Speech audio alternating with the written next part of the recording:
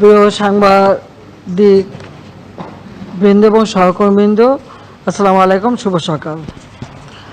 ভারতের প্রধানমন্ত্রী শ্রী নরেন্দ্র মোদীর আমন্ত্রণে আমি 21 ও 22 জুন 2024 ভারতের রাষ্ট্রীয় সফর করি।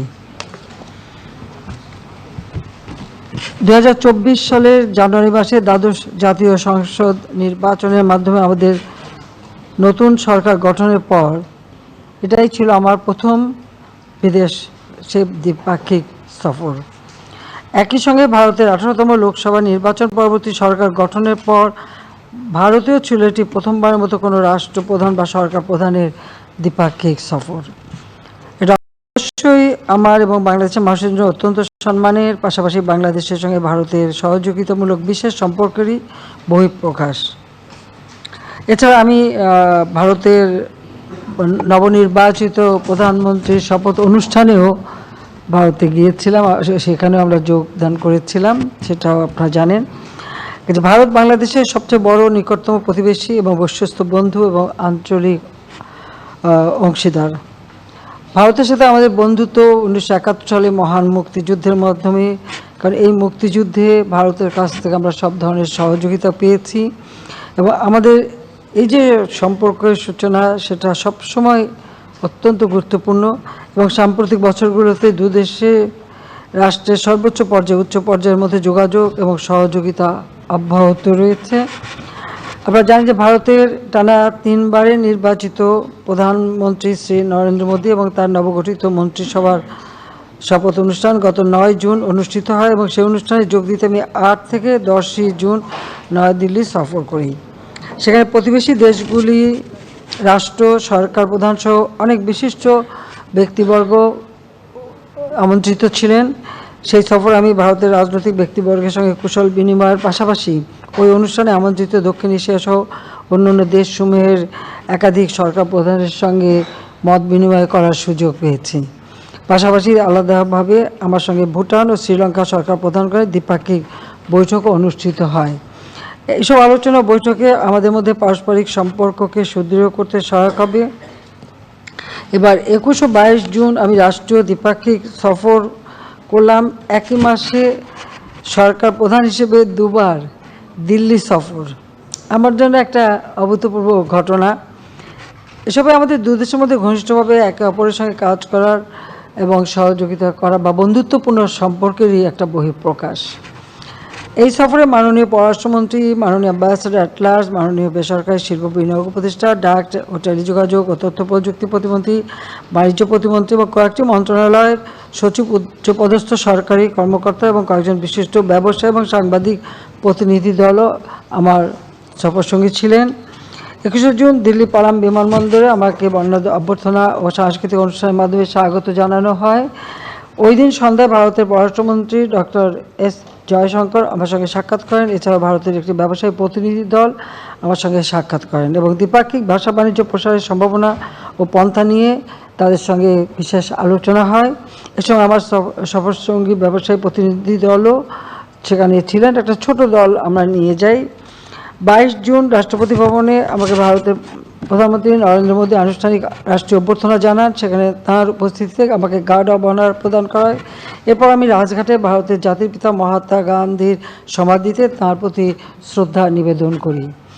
দুপুরে আমি ভারতের প্রধানমন্ত্রী শ্রী নরেন্দ্র মোদীর সঙ্গে আমাদের বৈঠক হয় এবং ঐতিহাসিক হায়দ্রাবাদ হাউসে বাংলাদেশ ও ভারতের মধ্যে দ্বিপাক্ষিক বৈঠক অনুষ্ঠিত হয়। আমি বাংলাদেশ প্রতিনিধি দলের নেতৃত্ব দিই, অন্যদিকে ভারতীয় প্রতিনিধি দলের নেতৃত্ব দেন শ্রী নরেন্দ্র মোদী।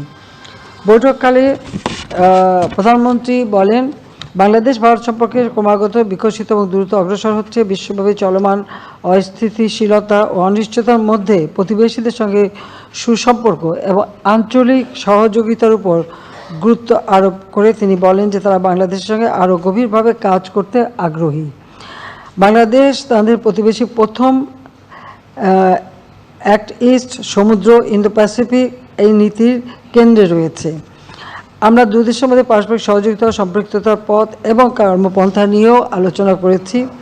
আমরা আমাদের দুই দেশের এবং জনগণের কল্যাণের জন্য আন্তরিকভাবে সহযোগিতা করার বিষয়ে সম্মতি হয়েছি।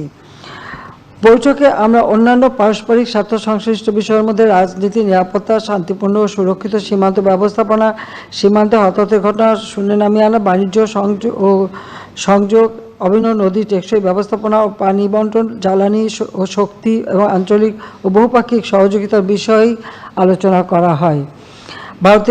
আমি ভারতের প্রধানমন্ত্রী শ্রী নরেন্দ্র মোদীকে তার সুবিধাজনক সময়ে বাংলাদেশে সফরের জন্য আমন্ত্রণ জানিয়েছি। বৈঠক শেষে উভয় দেশের মধ্যে 5টি নতুন সমঝোতা স্মারক স্বাক্ষরিত ও বিনিময় হয়, 3টি নবায়িত সমঝোতা স্মারক স্বাক্ষরিত বিনিময় হয়, এছাড়া 2টি রূপকল্প ভিশন স্টেটমেন্ট স্বাক্ষরিত বিনিময় হয়। বৈঠকে ভারতের কাজের ক্ষেত্র হিসেবে 13টি যৌথ কার্যক্রমের ঘোষণাও দেওয়া হয়, যার আলাদা তালিকা আপনাদের কাছে দেয়া আছে, ওটা পরে সময় নষ্ট করলাম না। গুরুত্বপূর্ণ দিকসমূহ হচ্ছে উভয় দেশের শান্তিপূর্ণ সমৃদ্ধ ভবিষ্যৎ নিশ্চিতকরণে একটি রূপকল্প ঘোষণা ভিশন স্টেটমেন্ট গ্রহণ করেছে, পাশাপাশি ডিজিটাল অংশীদারিত্ব ডিজিটাল পার্টনারশিপ এবং টেকসই ভবিষ্যতের জন্য সবুজ অংশীদারিত্ব green partnership for sustainable future বিষয়ক 2টি সমন্বিত রূপকল্পকে সামনে রেখে কাজ করতে আমরা দুপক্ষই সম্মত হয়েছি। রেল যোগাযোগ, সামুদ্রিক সহযোগিতা, সুনীল অর্থনীতি, তথ্য প্রযুক্তি খাতে সহযোগিতা, স্যাটেলাইট ও সামরিক শিক্ষা সহযোগিতা বিষয়ে 5টি সমঝোতা স্মারক স্বাক্ষর হয়েছে। রেল যোগাযোগ সমঝোতা স্মারকের মাধ্যমে বাংলাদেশের সঙ্গে ভারতের বিভিন্ন শহর সহ নেপাল ও ভুটানের সঙ্গে যাত্রী ও পণ্যবাহী রেলের যোগাযোগ স্থাপিত হবে। স্বাস্থ্য ও ঔষধ খাতে সহযোগিতা, দুর্যোগ মোকাবেলা, সহনশীলতা, প্রশমন এবং মৎস্য ক্ষেত্রে সহযোগিতার জন্য 3টি সমঝোতা স্মারক নবায়ন করা হয়েছে। এছাড়া এই সফরে দুই দেশের মধ্যে গৃহীত কিছু কার্যক্রমের ঘোষণা প্রদান করা হয়, যেমন গঙ্গা নদীর পানি বন্টন চুক্তি নবায়ন ও বাংলাদেশের তিস্তা নদীর ব্যবস্থাপনা ও পানি সংরক্ষণের প্রকল্পে ভারতের সহায়তার ব্যাপারে আমরা আলোচনা করেছি। তবে এর সঙ্গে দীর্ঘদিন ধরে নিষ্পত্তি না হওয়া তিস্তা পানি ভাগাভাগি কোনো সম্পর্ক না, আমরা গোটা আমাদের যে তিস্তা প্রজেক্ট, সেই তিস্তা প্রজেক্টটাই আমরা ভারতের সহযোগিতায় করব এবং সে বিষয়ে আমরা আশ্বাস পেয়েছি। বাংলাদেশ থেকে ভারতের চিকিৎসার জন্য যাওয়া রোগীদের ক্ষেত্রে ভিসা চালু এবং রংপুরে ভারতের একটি নতুন সহকারী হাই কমিশন প্রতিষ্ঠা করা, এতে করে মুমূর্ষু রোগীদের ভিসা আগের চেয়ে দ্রুত পরীক্ষা করানো যাবে এবং স্বল্প সময়ের মধ্যে ভ্রমণ করা সম্ভব হবে।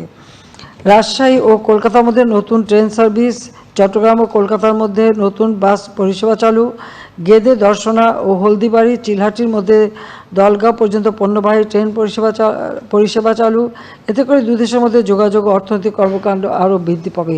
মূল কথাটা হলো 1965 সালে পাকিস্তান ভারত যুদ্ধের পর যে সমস্ত জায়গাগুলি বন্ধ ছিল, রেল যোগাযোগ, সড়ক যোগাযোগ এবং নৌপথ যোগাযোগ, সেগুলি আবার আমরা পুনরায় চালু করে দিচ্ছি, যাতে আমাদের ব্যবসা বাণিজ্যের জন্য নতুন দুয়ার খুলে যায়।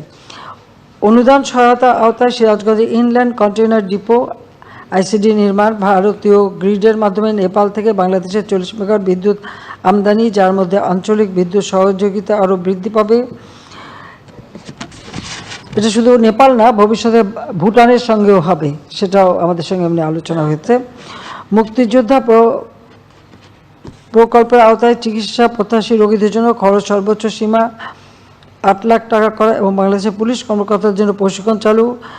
ইউপিআই এর ব্যবহার শুরু করার উদ্দেশ্যে দুই দেশ বাংলাদেশে রুপি কার্ড ও ভারতের টাকা পে কার্ড চালু।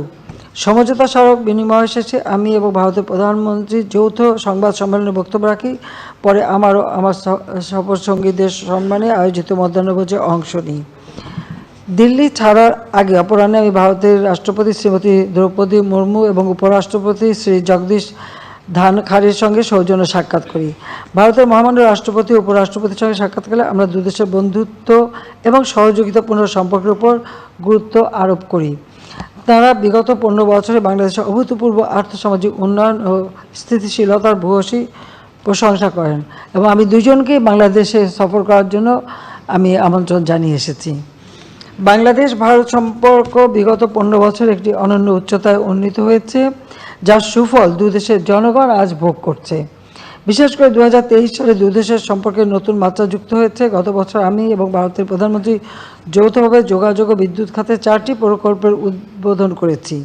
বাংলাদেশ ভারত যৌথভাবে বাংলাদেশের জাতিপিতা বঙ্গবন্ধু শেখ মুজিবুর রহমানের বায়োপিক মুজিব একটি জাতির উপকার এই চলচ্চিত্র নির্মাণ করেছে। দক্ষিণ এশিয়ার একমাত্র দেশ হিসেবে আমি ভারতের আমন্ত্রণে G20 সম্মেলনে যোগদান করেছি। বাংলাদেশ এবং ভারত দুদেশেই নতুন সরকার গঠনের পর এই সফর আবার অনুষ্ঠিত হলো। এই সফরকালে ভারতের নেতৃত্বের সঙ্গে আলোচনার মূল বিষয়বস্তু ছিল নবনির্বাচিত দুটি সরকার কিভাবে সহযোগিতামূলক সম্পর্ককে আরও এগিয়ে নিয়ে যেতে পারে সেই বিষয়ে একটা রূপকল্প প্রণয়ন করা।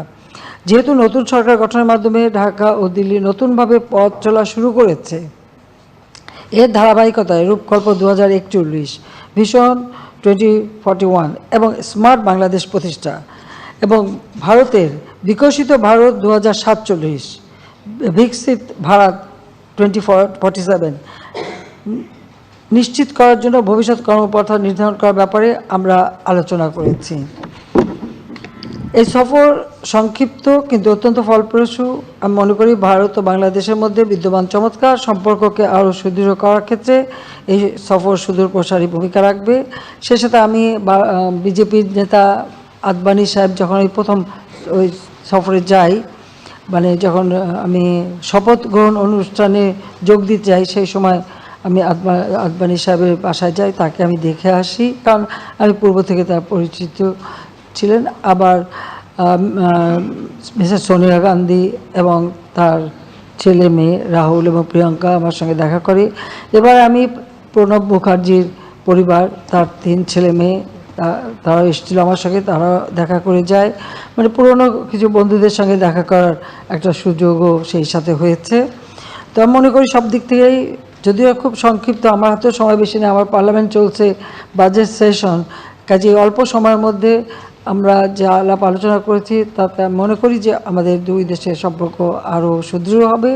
আর বিশেষ করে আমাদের উভয় দেশের মানুষ আর্থসামাজিক উন্নয়নের ক্ষেত্রে আরও নতুন দ্বার উন্মোচিত হবে।